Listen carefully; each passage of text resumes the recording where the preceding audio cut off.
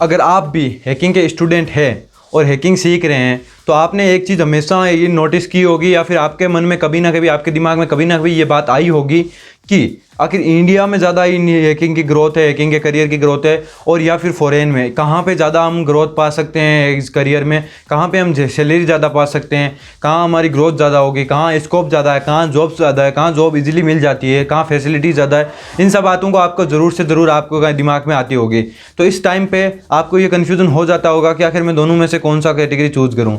तो आज हम इसी टॉपिक पे बात करने वाले हैं, लेकिन इसमें पहले एक वार्निंग, जो भी मैं बातें शेयर कर रहा हूँ ये मेरी रिसर्च बेस्ड और किसी से बात करने पर और मेरे खुद के पॉइंट ऑफ व्यू है। तो आपकी इस पे राय कुछ अलग हो सकती है, आपके पॉइंट ऑफ व्यू कुछ अलग हो सकते हैं, और मैं उनकी बहुत ज़्यादा रिस्पेक्ट भी करता हूँ। आपके पॉइंट ऑफ व्यू आपके लिए काम करते हैं, मेरे पॉइंट ऑफ व्यू मेरे लिए काम करते हैं, लेकिन हम कुछ पॉइंट ऑफ व्यू की बात करेंगे इसमें जो आपके भी हेल्प कर सकते हैं, और अगर आपके भी कोई सजेशन है तो आप मुझे बता सकते हैं जो कि मेरे लिए भी हेल्पफुल हो सकते हैं। So without A further do let's get into it. इस वीडियो को मैं 3 मेन पार्ट में डिवाइड कर रहा हूँ। पहले हम बात करेंगे सैलरी के बारे में, सेकंड हम बात करेंगे कि जॉब्स कितनी आसानी से मिल जाती है, जॉब्स ज़्यादा कहाँ है या फिर अच्छी जॉब्स कहाँ है ज़्यादा, और थर्ड पे मैं बात करूँगा ग्रोथ के बारे में कि हाँ आप रहने से ज़्यादा ग्रोथ अब बढ़ सकती है आपकी। सबसे पहले हम बात कर लेते हैं सैलरी के बारे में। देखिए, अगर आप इंडिया और फॉरेन की कंपेयर करें सैलरी के बारे में, तो मैं सीधा कहूँगा कि सैलरी यहाँ से इंडिया से फॉरेन जैसे यूके, यूएस, दुबई, चाइना और भी बहुत सारे जैसे रूस, इन सब की अगर मैं कंपेरेटिवली बात करूँ तो वहाँ पर सैलरी यहाँ से ज़्यादा होती है, डबल मान सकते हैं आप, और कई बार तो डबल से भी ज़्यादा होती है। तो ये इसमें कोई डाउट नहीं है कि वहाँ सैलरी बहुत ज़्यादा हाई होती है।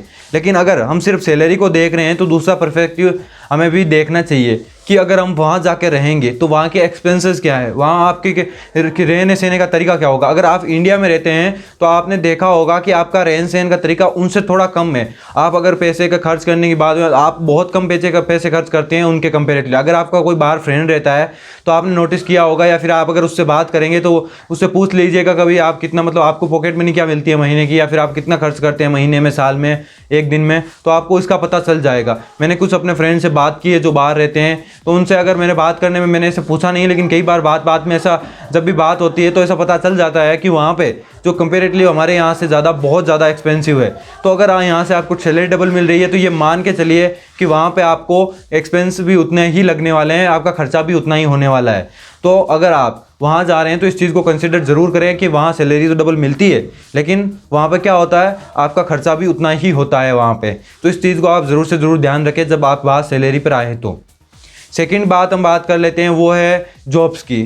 अब इस बात पे अगर जॉब्स की बात करूं तो मैं इसमें आगे प्लस पॉइंट दे सकता हूं फॉरेन को, क्योंकि वहां पर जॉब थोड़ा सा कंपेरेटिवली इजी होता है मिलना। क्योंकि जब बाहर की जो कंट्रीज होती है, जो डेवलप्ड कंट्रीज है, उनमें क्या होता है थोड़ा सिक्योरिटी को लेकर ज़्यादा अवेयर है, जबकि यहाँ पे कंपनी जब भी बन रही है, स्टार्टअप खुल रहे हैं, तो उनको सबसे ज़्यादा सिक्योरिटी सबसे पहले नहीं चाहिए होती है। ये कुछ ऐसा माइंडसेट बना हुआ है उनका कि सिक्योरिटी हम बाद में भी देख सकते हैं, जबकि सिक्योरिटी एक बहुत बड़ा कंसर्न है। तो ये जब यूके, यूएस और वो समझते हैं इस बात को कि सिक्योरिटी बहुत ज़्यादा ज़रूरी है, इसलिए वहाँ पे जॉब्स मिलना बहुत ज़्यादा इजी है, क्योंकि वहाँ बहुत ज़्यादा जॉब्स मिल जाती है। वहाँ स्टार्टअप्स भी सिक्योरिटी रिसर्चर्स को लेते हैं। वहाँ बड़ी बड़ी कंपनीज होती हैं, उनकी तो अलग टीम होती है, और कुछ गवर्नमेंट्स की भी अपनी साइबर आर्मीज होती है। तो इन सब से आपको वहाँ जॉब मिलना थोड़ा सा ईजी हो जाता है इंडिया कंपेरेटिवली, क्योंकि इंडिया में थोड़ा सा सिक्योरिटी को लेकर इतना अभी अलर्ट नहीं आया। हालांकि कोविड के बाद थोड़ा ज़्यादा बूम किया है यहाँ पर सिक्योरिटी, लेकिन फिर भी अभी बहुत ज़्यादा नीड है सिक्योरिटी के बारे में कंसर्न करने की और कंपनीज़ को इसके बारे में सोचने की। तो इसमें मैं आपको फॉरेन में प्लस पॉइंट दे सकता हूँ कि जॉब्स कंपेरेटिवली वहाँ होती है। अब हमारा थर्ड टॉपिक है वो है ग्रोथ के बारे में। क्या कि ग्रोथ कहाँ ज़्यादा मिलेगी आपको, इंडिया में ग्रोथ ज़्यादा मिलेगी या फॉरेन में कहाँ मिलेगी, कहाँ आप अच्छे हैकर बन सकते हैं, कहाँ आपको रहकर इंप्रूवमेंट मिलेगा, कहाँ आप रहकर नई स्किल सीख पाएंगे। तो देखिए, चाहे इंडिया हो चाहे फॉरेन हो, मैं दोनों में ही मानता हूँ आप स्किल सीख सकते हैं। लेकिन अगर मैं अपनी बात करूं तो मुझे इंडिया में रहकर थोड़ा सा ज़्यादा कंफर्टेबल फील होगा। क्यों? क्योंकि देखिए, पहले तो इंडिया में सारे अपने फ्रेंड्स रहते हैं, घर वाले रहते हैं, जो उनसे हम मिल सकते हैं। अगर वहाँ से रहेंगे तो वहाँ जाएंगे तो हम नए फ्रेंड बनाएंगे, हो सकता है उनका कुछ अलग तरीका हो जीने का, हमारा कुछ अलग तरीका हो। तो इन सब चीज़ों में अगर हम घुल जाएंगे और हम अब इस पहले तो हमें उनके हिसाब से रहना पड़ेगा, उनके हिसाब से डालना पड़ेगा खुद को, तो उसमें बहुत ज़्यादा टाइम लग जाएगा। और अगर आप परमानेंटली वहीं रहना चाहते हैं तो आप ये कर सकते हैं, लेकिन मेरे लिए पर्सनली सूटेबल नहीं होगा, चाहूँगा कि मैं कहीं और जाऊँ, क्योंकि यहाँ रहूँगा तो मैं कभी भी अगर बोर हो रहा हूँगा तो हो सकता है फ्रेंड्स के साथ निकल जाऊँ, हो सकता है घर पे जाकर 2 मिनट बात कर लूँ, घर पे जाकर रहें थोड़े दिन। तो इन सब से ना बहुत ज़्यादा फ़र्क पड़ता है। अगर आप नहीं मानते तो हो सकता है आपके लिए आपको फ़ॉरेन में ऐसा से कंफर्टेबल फील होता हो, लेकिन मेरे लिए और बहुत सारे ऐसे लोगों से जहाँ मैंने बात की जो फ़ॉरेन गए हैं इंडिया से और वापस आए हैं, उन्होंने बड़ा कारण यही बताया है कि थोड़ा माहौल का फ़र्क पड़ता है। शुरू से हम जहाँ रहे हैं वहीं पर रहने से हम थोड़ा सा ज़्यादा कंफर्टेबल फील करते हैं। और ग्रोथ तो देखिए दोनों जगह ही हो सकती है। अगर आप इंडिया में रहते हैं तो बहुत सारे अभी फॉरेन के सिक्योरिटी रिसर्च ने इंडिया की तारीफ़ की है सिक्योरिटी में, चाहे वो बग बाउंटी ले लीजिए, चाहे वो करियर से ले लीजिए, करियर के रूप में ले लीजिए, सब ने अभी इंडिया की बहुत अच्छी तारीफ़ की है।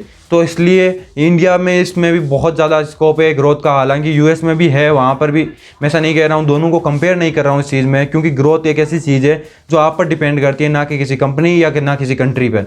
तो ग्रोथ के अगर आप माइंडसेट से जा रहे हैं कहीं पे, तो मेरा मानना है कि आप सिर्फ ग्रोथ के माइंडसेट से बाहर जा रहे हैं तो इसे आपको अवॉइड करना चाहिए, क्योंकि ग्रोथ आपके हाथ में है, ना कि किसी कंट्री और ना किसी जो इन्वायरमेंट है। ग्रोथ आप अपने आप ले सकते हैं। अगर फिर भी आप बाहर जाना चाहते हैं तो वो आपकी मर्जी है, आप वहाँ जहाँ जो चाहेंगे वो कर सकते हैं। और ये आपके लिए अगर सूटेबल हो रहा है तो ये वर्क करेगा आपके लिए। मेरे से लिख के ले लीजिए, जो भी आपके लिए वर्क करता है वो फाइन है। मैंने अपने 3 पॉइंट्स रखे हैं जो आपको शायद यूज़फुल हो सकते हैं अगर ये डिसाइड करने में कि मुझे कहाँ रहना है या फिर कौन सा इन्वायरमेंट मेरे लिए ठीक है, कि इंडिया में ज़्यादा स्कोप है या तो फॉरेन है उसमें ज़्यादा स्कोप है। I hope you learn from this video and make sure you subscribe this channel for cyber security and ethical hacking. I will meet you next time. Till then, keep learning and keep exploring.